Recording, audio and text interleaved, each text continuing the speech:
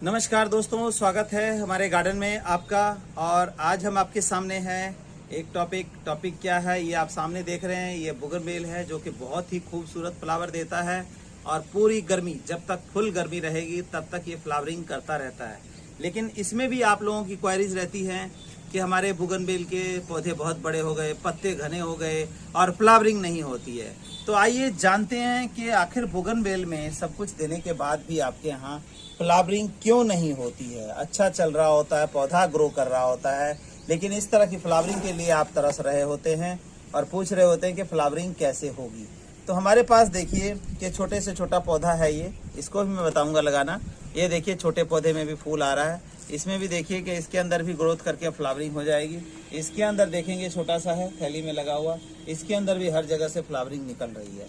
तो ऐसा क्या हम करते हैं कि हमारे यहाँ तो फ्लावरिंग आती है, अच्छी आती है, पूरा भरा हुआ रहता है, और आपके यहाँ फ्लावरिंग नहीं आती, बेल ग्रोथ करती है। तो इसकी कंप्लीट जानकारी मैं आपको इसके देने वाला हूँ और आप उम्मीद है बने रहेंगे और अपने घर को भी इसी तरह से फूलों से महका सकेंगे और खूबसूरती बढ़ा सकेंगे। तो आइए जानते हैं। देखिए 10 इंची गमला है और ये पौधा जो है 2 से 3 महीने का लगाया हुआ है। ये ज़्यादा बड़ा पौधा नहीं है और वैसे भी ये छोटा ही होता है। अगर हम इसको सही तरह से ट्रिमिंग करते रहें तो छोटे पौधे में इसकी फ्लावरिंग अच्छी हो जाती है। तो क्यों होती है ये सबसे पहले मैं बता दूं। जो बोगनवेल है ये एक डेजर्ट प्लांट है। डेजर्ट प्लांट मतलब रेगिस्तान का पौधा है। रेगिस्तान का पौधा मतलब क्या है कि कम से कम पानी में चलने वाला। तो इसको बहुत ज़्यादा पानी की आवश्यकता नहीं होती है। लेकिन हम क्या करते हैं, हम अपने घर में रखते हैं तो नॉर्मल वे से जैसे हम बाकी पौधों में पानी डालते हैं उसी तरह से इसमें पानी डालते हैं, जिसकी वजह से क्या होता है कि ये फ्लावरिंग करने की बजाय ग्रोथ पे चला जाता है। इसकी एक खासियत है कि आप अगर पानी ज़्यादा डालेंगे तो मर भी सकता है ये, और नहीं तो जब तक पानी में ज़्यादा मिलता रहेगा तो ये ग्रोथ पे चला जाएगा। बेल ही बेल, बेल ही बेल, पत्ते ही पत्ते बढ़ते जाएंगे और आपकी फ्लावरिंग नहीं होगी, फ्लावरिंग की वेटिंग करते रहेंगे।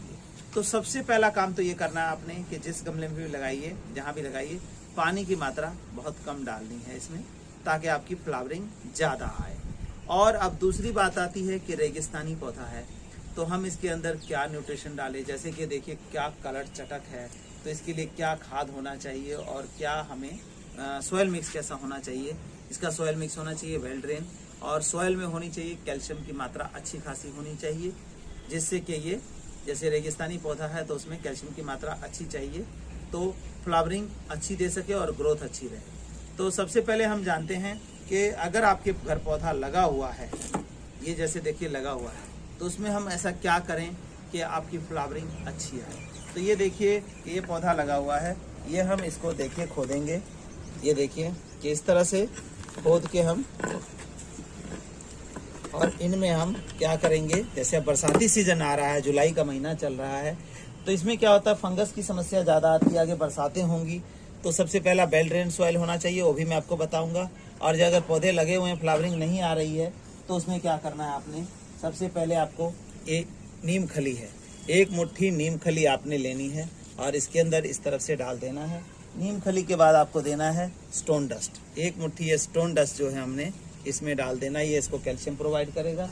और तीसरी चीज़ क्या करनी है आपने, 1 से 2 मुट्ठी ये आपको लीफ कंपोस्ट जो है वो डाल देना है और इसको अच्छे से ढक देना है इस तरह से। अब यही प्रोसेस हम दूसरे साइड कर लेंगे, क्योंकि पौधा हमारा लगा हुआ है ऑलरेडी और लगे हुए पौधे को हम ज़्यादा छेड़ नहीं सकते, तो इसलिए इस प्रोसेस को हम ऐसे करते हैं कि 1 मुट्ठी ये नीम खली इधर भी डाली हमने और 1 मुट्ठी हमने ये स्टोन डस्ट डाला देखिए, और इसमें तीसरी चीज़ जो है वो 1 मुट्ठी लीफ कंपोस्ट डाला।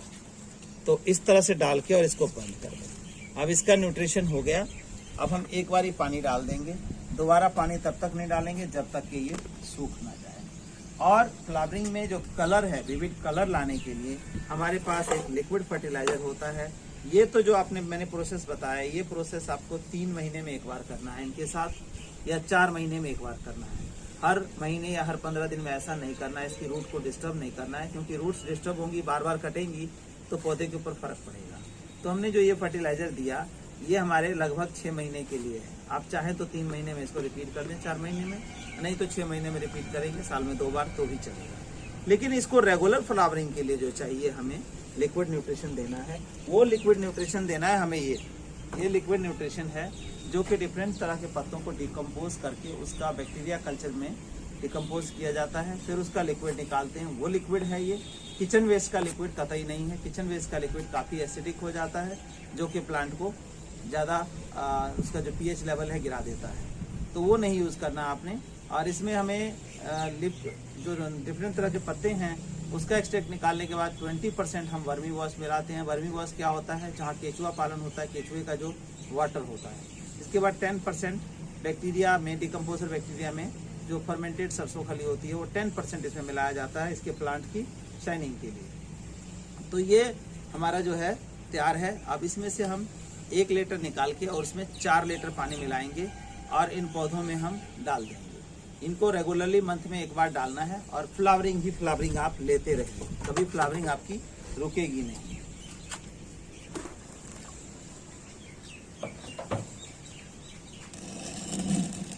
तो ये देखिए, हमने ये 1 लीटर का जो कंटेनर लिया इसमें हमने डाइल्यूट कर लिया। ये देखिए डाइल्यूट किया हुआ कैसा रहेगा, 1:4 करके हमने डाइल्यूट कर लिया।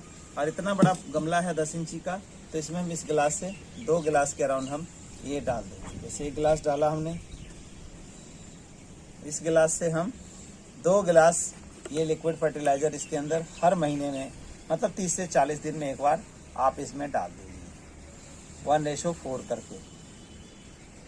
तो ये डालने से देखेंगे कि जादू जैसा असर करेगा, जैसे कि हम सूप या जूस पीते हैं और बहुत जल्दी एनर्जेटिक महसूस करते हैं।